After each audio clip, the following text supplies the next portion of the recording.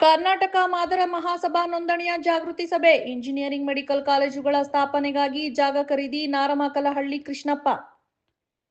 ಕರ್ನಾಟಕ ರಾಜ್ಯದಾದ್ಯಂತ ಆಯಾ ಜಾತಿಗಳ ಜಾತಿವಾರು, ವರ್ಗವಾರು ಜಾತಿ ಸಂಘಟನೆಗಳು ಸಂಘಟಿತರಾಗಿ ಬಲಗೊಳ್ಳುತ್ತಿದ್ದು, ಅದರ ಸಾಲಿನಲ್ಲಿಯೇ ಮಾದಿಗ ಸಮುದಾಯದ ಜನತೆಯೂ ಕೂಡ ರಾಜ್ಯ ಮಟ್ಟದಲ್ಲಿ ಕರ್ನಾಟಕ ಮಾದರ ಮಹಾಸಭಾ ವೇದಿಕೆ ಅಡಿಯಲ್ಲಿ ರಾಜ್ಯದಾದ್ಯಂತ ಸದಸ್ಯತ್ವ ಅಭಿಯಾನ ಮಾಡುತ್ತಿದ್ದು, ಇದಕ್ಕೆ ಪೂರಕವಾಗಿ ಸಮುದಾಯದವರು ಹೆಚ್ಚಿನ ಸದಸ್ಯತ್ವವನ್ನು ಪಡೆಯುವ ಮೂಲಕ ಸಮುದಾಯವನ್ನು ಸಂಘಟನೆಯ ಬಲಶಕ್ತಿಯೊಂದಿಗೆ ಕೊಂಡೊಯ್ಯಬೇಕೆಂದು ಮುಖಂಡ ಚಾವಡಿ ಮತ್ತು ಪ್ರಗತಿಪರ ಚಿಂತಕ ನಾರಮಕಲಹಳ್ಳಿ ಕೃಷ್ಣಪ್ಪ ಕರೆ ನೀಡಿದರು.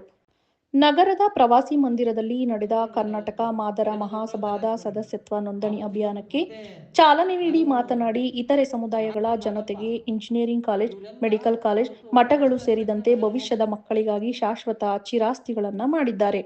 ಆದುದರಿಂದ ನಮ್ಮ ಸಮುದಾಯದ ಮಕ್ಕಳ ಭವಿಷ್ಯತ್ತಿಗಾಗಿ ಈಗಾಗಲೇ ದೊಡ್ಡಬಳ್ಳಾಪುರದ ಬಳಿ ಸರ್ಕಾರಿ ಜಾಗವನ್ನ ಸರ್ಕಾರದ ಬೆಲೆ ಕಟ್ಟಿ ಖರೀದಿ ಮಾಡಲು ನಿರ್ಧರಿಸಲಾಗಿದೆ ಎಂದರು. ಕಿರಿಯ ಮುಖಂಡರು ಈ ಸಮುದಾಯದ ಹಿರಿಯ ಮಹಾಸಭಾದ ಸದಸ್ಯತ್ವವನ್ನು ಹೆಚ್ಚಿನ ಪ್ರಮಾಣದಲ್ಲಿ ಮಾಡುವ ಮೂಲಕ ಮಹಾಸಭಾವು ಅತ್ಯಂತ ಹೆಚ್ಚು ಸದಸ್ಯತ್ವ ಪಡೆದಿರುವ ಮೂಲಕ ಭವಿಷ್ಯದ ಮಕ್ಕಳ ಸಂಘವಾಗಬೇಕೆಂದರು. ಆ ಭವಿಷ್ಯದ ಪೀಳಿಗೆಗೆ ಅಗತ್ಯವಾದ ಶೈಕ್ಷಣಿಕ ವಿದ್ಯಾಸಂಸ್ಥೆಗಳನ್ನು ಮತ್ತು ಇತರೆ ಸಮುದಾಯದ ಅಭಿವೃದ್ಧಿಯ ಪೂರಕ ಚಟುವಟಿಕೆಗಳಿಗೆ ಬಳಕೆ ಮಾಡುತ್ತೇವೆ ಹೊರತು ಯಾವುದೊಂದು ವೆಚ್ಚ ಮಾಡುವುದಿಲ್ಲವೆಂದು ಕೃಷ್ಣಪ್ಪ ಅಭಿಪ್ರಾಯ ವ್ಯಕ್ತಪಡಿಸಿದರು. ಕವಾಲಿ ವೆಂಕಟರಮಣಪ್ಪ ಮಾತನಾಡಿ,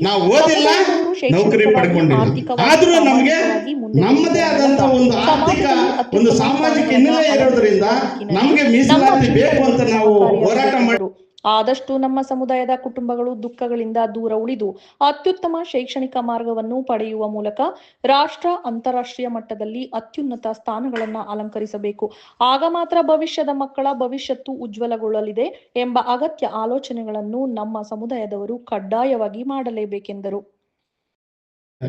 ನಾವು ಓದಿಲ್ಲ, ನೌಕರಿ ಪಡ್ಕೊಂಡಿಲ್ಲ, ಆದರೂ ನಮಗೆ ನಮ್ಮದೇ ಆದಂಥ ಒಂದು ಆರ್ಥಿಕ ಒಂದು ಸಾಮಾಜಿಕ ಹಿನ್ನೆಲೆ ಇರೋದ್ರಿಂದ ನಮಗೆ ಮೀಸಲಾತಿ ಬೇಕು ಅಂತ ನಾವು ಹೋರಾಟ ಮಾಡಿದ್ದೀವಿ. ಮೀಸಲಾತಿ ಪಡ್ಕೊತಾ ಇದ್ದೀವಿ. ಇವತ್ತು ಅದು ಕಾನೂನುಬದ್ಧವಾಗಿಯೂ ಆಗ್ತಾ ಇದೆ. ಆದರೆ ನಮ್ಮ ಜವಾಬ್ದಾರಿ ಭಾಳ ಇದೆ. ನಾವು ಕೂಲಿ ಮಾಡ್ತೀವೋ ಏನು ಕೆಲಸ ಮಾಡ್ತೀವೋ ಗೊತ್ತಿಲ್ಲ. ನಮ್ಮ ಮಕ್ಕಳನ್ನ ಅಟ್ಲೀಸ್ಟ್ ಡಬಲ್ ಡಿಗ್ರಿಗಳು ಮಾಡಿಸ್ಬೇಕು ಒಬ್ಬೊಬ್ಬ ಮನೆಯಲ್ಲಿ. ಇದು ನಮ್ಮ ಆದ್ಯ ಕರ್ತವ್ಯ.